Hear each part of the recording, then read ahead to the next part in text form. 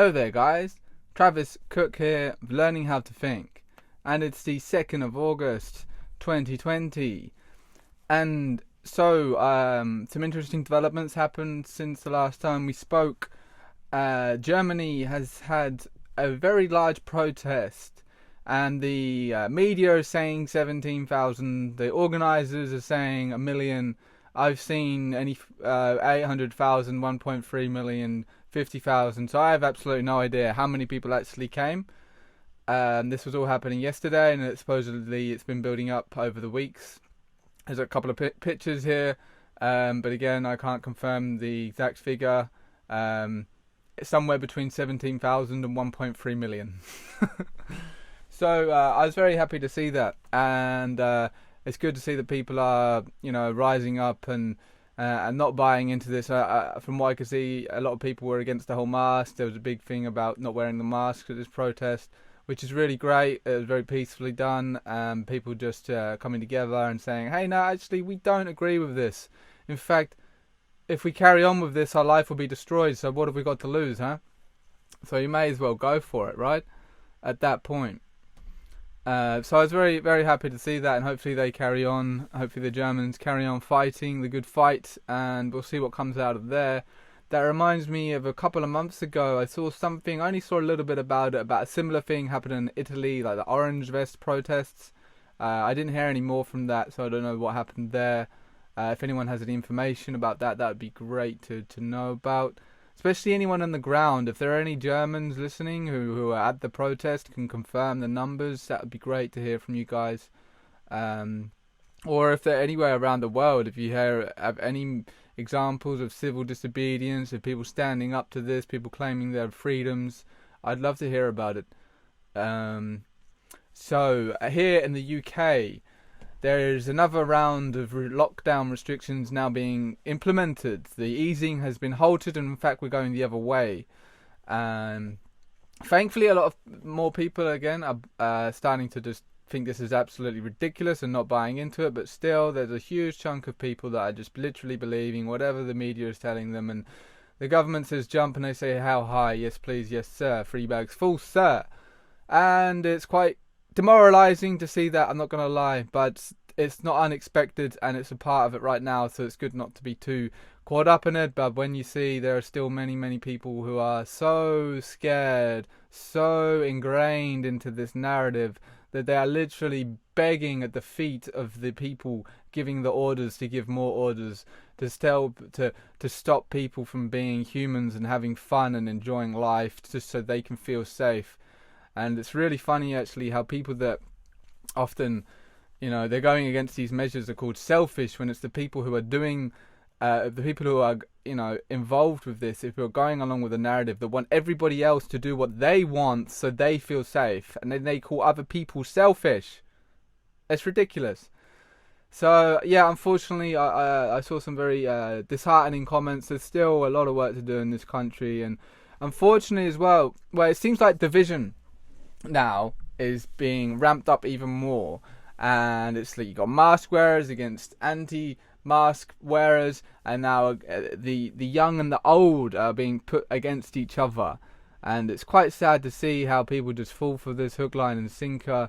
But I get it, some people are still really stressed, and some people have been traumatized by this, so they're kind of broken a bit, I guess. And then you have the people that just police each other, so it's like you have this prison, and then people want to break out of this prison, but then the prison guards are also prisoners of the prison, but they don't realise it, and they keep everybody else in the prison, not realising that if they just let the people, maybe if they listen to the people trying to escape the prison, break free, then we could get forward. But right now, it's just like in the Matrix. You got everyone who's not unplugged is an enemy in a way. I mean, not that they still don't love them, but they will fight to the death to defend this system. And boy, oh boy, you can see that. So you have one here from Catalin Smith from Colchester, not far from my hometown, in fact. Why should over 50s be penalised when the majority of us have stuck to the rules? Keep the selfish, rule-breaking idiots, you know who you are, in isolation and see how they like it. Well, I agree, actually. I don't think the over 50 should be penalised, and I don't think anybody should be penalised because most of these rules are fucking insane, created by people who either have no idea what they're doing or are just so gorged on a power trip right now that they must have multiple orgasms over the fact that they can force people to wear a mask whilst they go about doing their life. There's a combination of those two: useful idiots and absolute psychopathic criminals who definitely do not deserve to be in the position of power that they have somehow wormed themselves into. But it's very important to not be divided, guys, because ultimately it's not the person who's going against the rules that's your enemy here. I know it's been made out to be that way by the mainstream media, which has done such an amazing job at shaping people's perception. Almost to the point where I would bet that if no media outlet or government body spoke or mentioned this coronavirus, we would never have even known it would have existed. We may have had a more slightly worse flu season, but then that would have been it.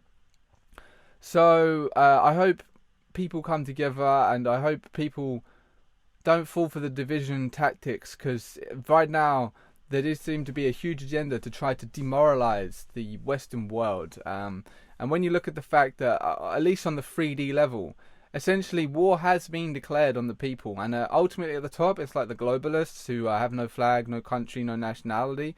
But down another level, one or two, a few levels, you've got essentially, in my opinion, the CCP has openly waged war on the entire free world, because they want to have the world be more like them. They want the world to be under the communist rule. That was in fact Mao Zedong, however you say his name. That was his agenda 40, 50, 60 years ago.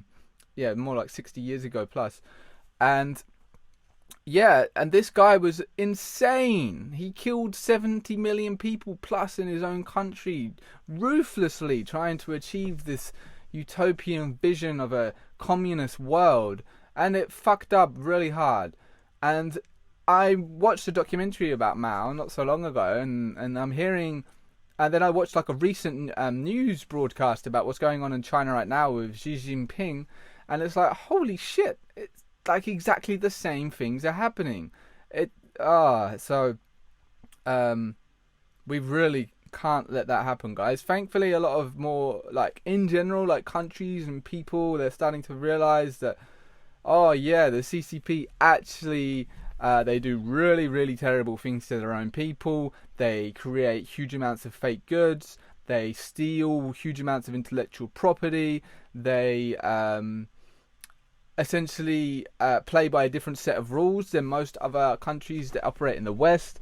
So there's all these things that are coming to light, and it's like, hold on, why are we allowing China to do this to us? Why have we? And I dread to think how infiltrated our media and our government has become by the CCP. I think the BBC is actually in bed with the CCP. Now that's almost a lyric right there, huh? Could put that in a rap song, but it does feel that way. And I know Bill Gates himself puts money into the BBC. Bill Gates is a big fan of the WHO. China is a big fan of the WHO. We get our medical advice from the WHO. Do you really trust either of these two entities? I'm not sure who I don't trust more, Bill Gates or the CCP. Both are equally untrustworthy. Both I would never want to give me advice on anything, let alone my own health. And on the subject of Bill Gates, as my video that was deleted off of YouTube, still on BitChute's the way forward, talking about that doctor's video, hydroxychloroquine and all that stuff. Check that video out for more information on that and a possible way to treat the virus, maybe even a cure, as they're saying. But yeah, so Bill Gates was talking about this video, and it was just golden. Absolute gold. He was so, you could see it. This usual sort of chirpy, sort of confident little ratty businessman was like, oh, when you let people communicate and disinformation can flow really fast. You'd have to watch the video. I found this clip in between a segment on the UK column, and it was just amazing. You could see how frustrated he must have been, how angry he must have been to see that video get 17 million plus views in 6 hours. 6 fucking hours. That's insane. It's almost 3 million views an hour. It probably did. That's only on one website, I believe. One streaming platform. So, that's amazing. And that shows you that people really want to hear this information. That people are so ripe and ready to wake up. And that the people in control... Well, they're not even in control right now. The people that have been in control in the past, and their agenda is falling apart right now, are fucking scared. And they are irritated. And they can see that they're losing control. So they have to do everything they can, and even censor little videos with 23 videos on them. 23 views. So yeah, that shows their desperation. So I'm not buying it. Thankfully, a lot of people aren't buying it. But again, guys, fighting each other is exactly what the people at the top want. They want us fighting each other over these little things because they keep in power. But if we come together and we can not hate each other, not fall for the tricks, because it's so blatant. You know, the old is being put versus the young, the man's being put against the woman, the mask wearers are getting put against the non-mask wearers. When in fact we're all in this together, you know. Apart from 0.1% of the population that's truly evil, I think a lot of other people are just useless idiots. They're not actually bad people. They've just been hoodwinked.